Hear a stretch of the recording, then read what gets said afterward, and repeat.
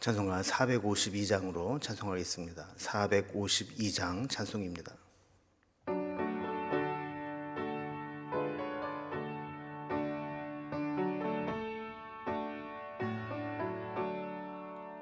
내 모든 소원 기도의 제목 예수님 닮기 원함이라. 예수님 형상 나 입기 위해 세상에 보아 끼잖네. 예수님 닮기 내가 원하네. 날 구원하신 예수님을 내 마음속에 지금 고도사 주님의 형상 인치소서. 무한한 사랑 풍성한 긍휼 슬픈 자 위로하시는 주. 길 잃은 죄인 부르는 예수 그 형상 담게 하옵소서. 예수님 닮기 내가 원하네. 날 구원하신 예수님을 내 마음속에 지금 고도사 주님의 형상 인치소서. 겸손한 예수 거룩한 주님 원수의 멸시 참으시사 우리를 위해 고난을 받은 구주를 닮게 하옵소서. 예수님 닮기 내가 원하네. 날 구원하신 예수님을 내 마음속에 지금 고도사 주님의 형상 인치소서. 아멘. 오늘 함께 나눈 하나님 말씀은 신약성경 에베소서 4장 25절에서 32절까지 말씀입니다. 에베소서 4장 25절에서 32절까지 신약성경 314면에 있습니다. 말씀을 제가 봉독하겠습니다. 그런즉 거짓을 버리고 각각 그 이웃과 더불어 참된 것을 말하라. 이는 우리가 서로 지체가 됨이라. 분을 내어도 죄를 짓지 말며 해가 지도록 분을 품지 말고 마귀에게 틈을 주지 말라. 도둑질하는 자는 다시 도둑질하지 말고 돌이켜 가난한 자에게 구제할 수 있도록 자기 손으로 수고하여 선한 일을 하라. 무릇 더러운 말은 너희 입 밖에도 내지 말고 오직 덕을 세우는 데 소용되는 대로 선한 말을 하여 듣는 자들에게 은혜를 끼치게 하라. 하나님의 성령을 근심하게 하지 말라. 그 안에서 너희가 구원의 날까지 인치심을 받았느니라.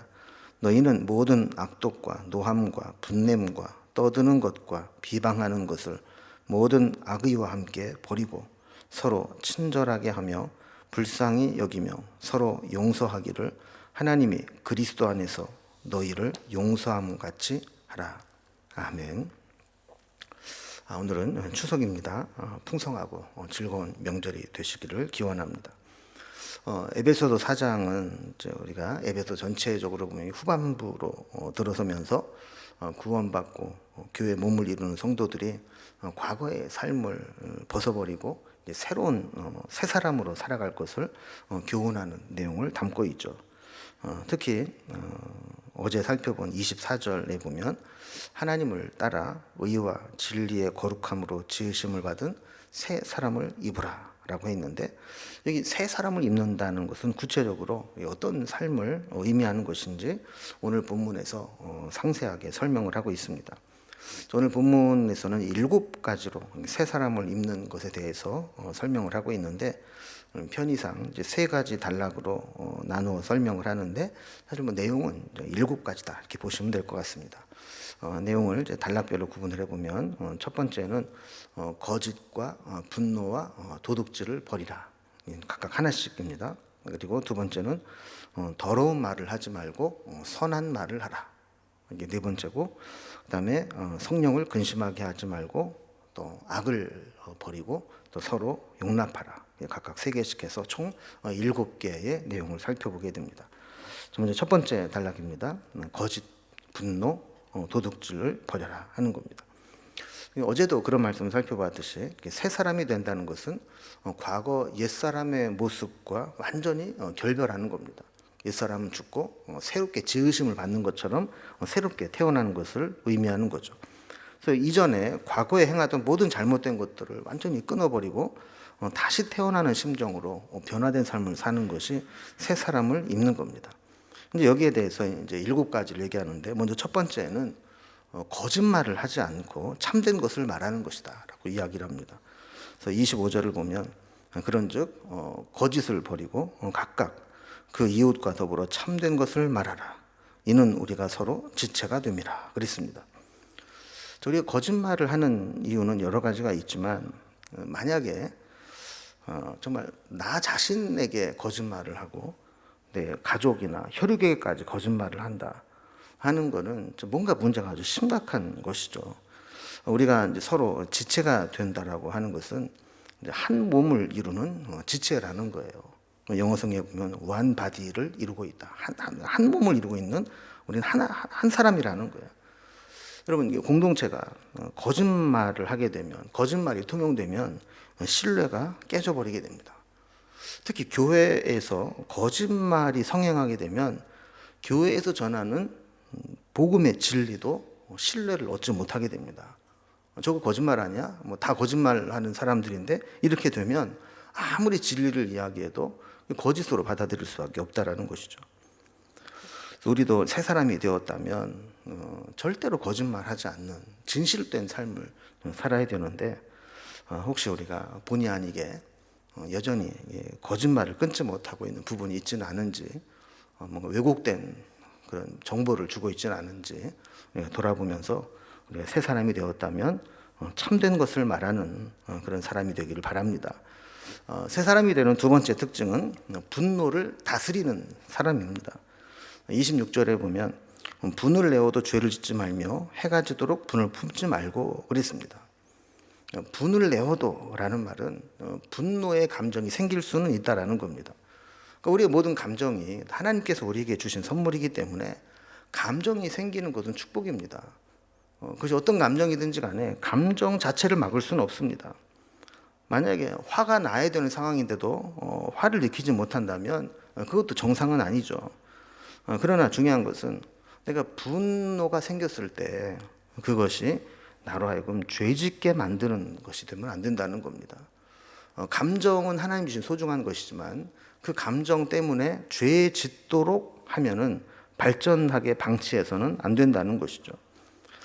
특히 분노의 감정이 참 위험한 것이 뭐냐면, 빨리 해소하지 않으면 이 분노의 에너지가 응축되어 있다가 더 강력하게 분출되는 힘을 가지고 있기 때문에 그걸 빨리 해소하지 않으면 정말 위험해질 수 있습니다.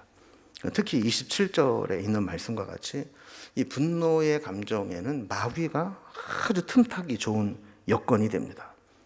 그리고 틈이라고 하는 것이 처음에는 작은 것이죠. 이게 뭐 틈이 실금처럼 보이기도 하고 아주 작은 공간이 틈이라고 하지만, 나중에 큰 사고가 터지고 나서 보면 이 작은 틈 때문에 큰 피해를 만날 수도 있거든요.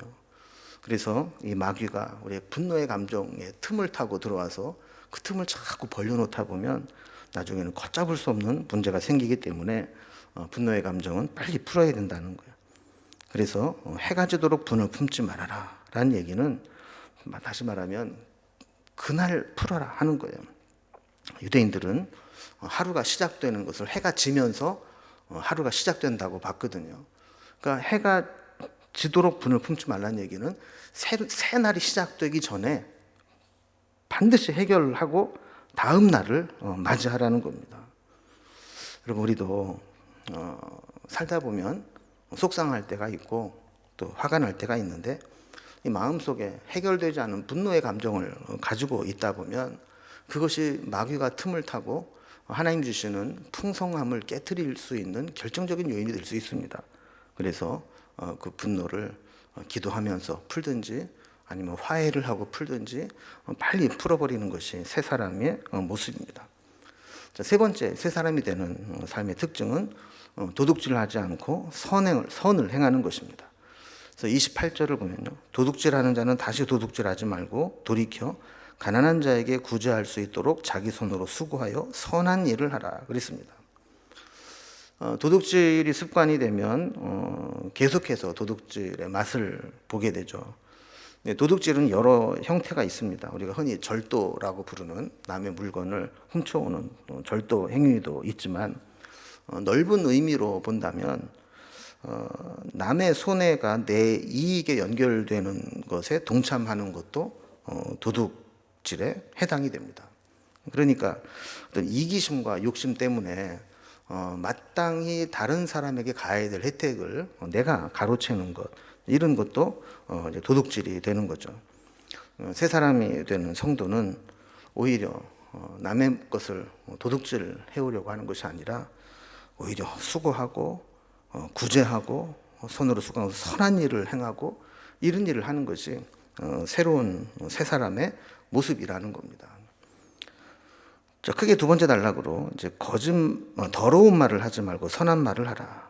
그래서 새 사람이 되는 특징으로 하면 네 번째 특징인데 말에 대한 것입니다.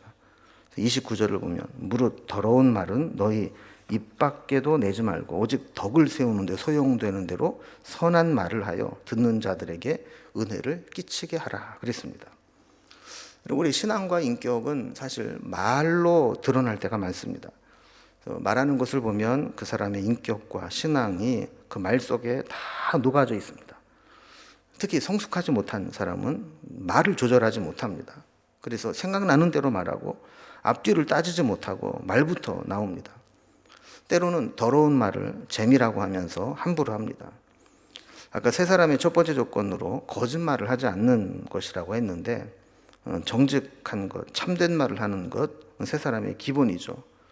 여기에 더해서 내 입과 인격을 더럽히는 음담패설이나 다른 사람을 험담하는 것, 또 서로 이간질 시키는 것, 또 의미 없는 말을 하는 것, 또 쓰레기 같은 말들을 하는 것, 이런 것들은 옛사람의 모습이라는 겁니다.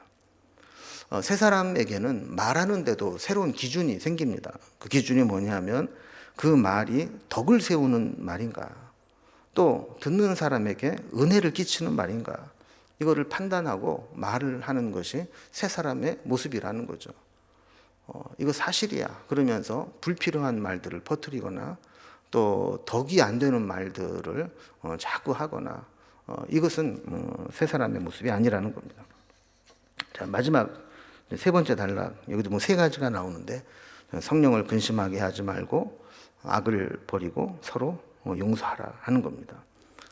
새 사람이 되는 다섯 번째 특징은 성령을 근심하게 하지 않는 겁니다.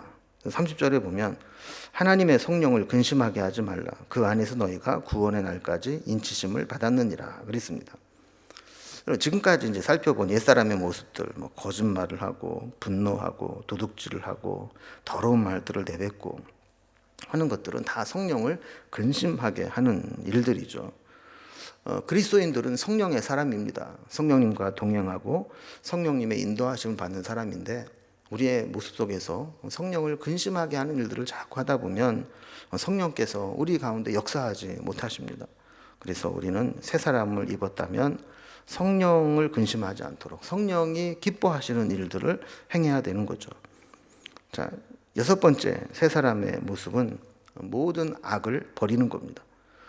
우리가 흔히 악덕과 미덕 이런 얘기를 하죠. 그래서 31절에서는 우리가 버려야 될 악덕에 대해서 얘기를 하고, 32절에서는 우리가 해야 될 미덕에 대한 이야기를 하는데, 먼저 악덕을 버리라 31절 봅니다. 자, 너희는 모든 악독과 노함과 분냄과 떠드는 것과 비방하는 것을 모든 악의와 함께 버리고 그랬습니다. 악덕이라고 하는 것은 악의를 가지고 행하는 것들을 말하는 거죠. 이 본문을 좀 쉽게 공동 번역해 보면 모든 독설과 격정과 분노와 고함 소리와 욕설 따위는 온갖 악의와 더불어 내어 버리십시오. 이렇게 번역을 했습니다. 그러니까 한마디로 말하면 우리가 성령의 통제를 받지 않고 감정에 이끌려서 악의를 가지고 우리 감정을 표현하는 것, 그게 바로 악독이라는 겁니다. 우리는 나 뭐 천성이 그래, 뭐 성격 이런 걸 어떻게, 뭐 이렇게 천성이나 또 성격을 가지고 합리화할 문제가 아니라 정말 우리가 성화되지 못하고 성령에 이끌려 살지 못하기 때문에 이런 감정에 이끌려 살아갈 수 있는 거거든요. 그래서 우리도 우리가 감정을 다스리지 못하고 악한 의도를 가지고 막 감정대로 살아가면 그 공동체는 반드시 상처를 받는 사람들이 생기게 됩니다. 그래서 우리 속에는 악한 의도, 악한 모습, 감정에 실려 살아가는 것, 이런 것들을 끊어버리는 것이 새 사람의 모습이라는 거예요. 자, 마지막 7번째 새 사람이 된다는 것은 긍휼과 용서의 삶을 사는 것을 의미합니다. 32절에 보면 서로 친절하게 하며 불쌍히 여기며 서로 용서하기를 하나님이 그리스도 안에서 너희를 용서하심과 같이 하라 그랬습니다. 친절하게 하고 불쌍히 여긴다라는 것은 긍휼히 여긴다라는 거죠. 그리고 사람이 좀 이렇게 친절하면 좋은데 너무 깐깐하거나 또 까다롭거나 거칠게 대하면 이 상대방이 좀 위축되고 또 사소한 일에도 상처를 입게 됩니다. 또한 하나님은 우리를 긍휼히 여기시는 분입니다. 그래서 우리가 하나님의 긍휼하심을 입었다면 우리도 서로 긍휼히 여기는 것이 마땅한 일이죠. 그리고 서로 용납하고 용서하는 삶을 살아라 그랬습니다. 지난 주일에 나눈 설교 말씀에서 인용한 당신의 영적 건강을 진단하라라는 책에 보면 영적 건강을 진단하는 10가지 질문 중에 당신은 용서하기에 빠른가라는 항목이 있습니다. 그러니까 내가 잘못했을 때에도 빨리 용서를 구하고 누군가 나에게 잘못한 사람이 용서를 구할 때도 빨리 용서해주고, 이게 영적으로 건강한 사람의 모습이라는 거죠. 여러분, 우리도 이렇게 살펴보는 것 같죠. 우리 삶의 모든 악독을 버리고 친절과 공감과 긍휼과 용서의 삶을 사는 것이 새 사람의 모습이라는 겁니다. 오늘 말씀을 한번 정리를 해봅니다. 새 사람으로 살아가는 7가지 특징을 우리가 말씀을 통해서 살펴보았는데 7가지를 제가 소개해 드릴 때 한번 스스로 한번 점수를 매겨보면서 나는 이 기준에 합당한가 한번 점검해 보면 좋겠습니다. 첫 번째는 거짓을 버리고 참된 말을 하라. 두 번째는 분노를 제어하라. 세 번째는 도둑질을 하지 말고 선한 일을 하라. 네 번째는 더러운 말을 금하고 덕을 세우고 은혜를 끼치는 말을 하라. 다섯 번째는 성령을 근심하게 하는 일을 하지 말라. 여섯 번째는 모든 악을 버리라. 일곱 번째는 친절과 긍휼과 용서의 삶을 살라. 이것이 우리가 변화된 새 사람으로서의 모습인데, 이러한 새 사람의 7가지 덕목들이 우리의 삶 속에서 열매 맺혀지기를 주님의 이름으로 기원합니다. 기도하겠습니다. 하나님 아버지, 우리가 옛사람을 벗어버리고 새 사람으로 살아간다는 것이 어떤 것인지 오늘 7가지로 교훈해 주신 것들을 살펴보았습니다. 개중에 우리에게 부족한 부분이 반드시 있을 것입니다. 성령님께서 도와주시고 은혜를 베풀어 주셔서 우리의 부족함들을 채워내가게 하시고 새 사람의 모습으로 멋지게 완성되어 갈 수 있도록 인도해 주옵소서.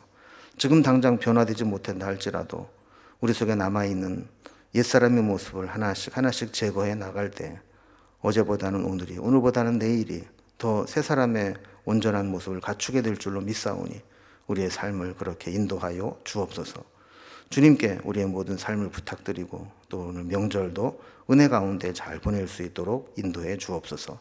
예수님의 이름으로 기도드리옵나이다. 아멘. 각자의 기도 제목들로 자유롭게 기도하시겠습니다.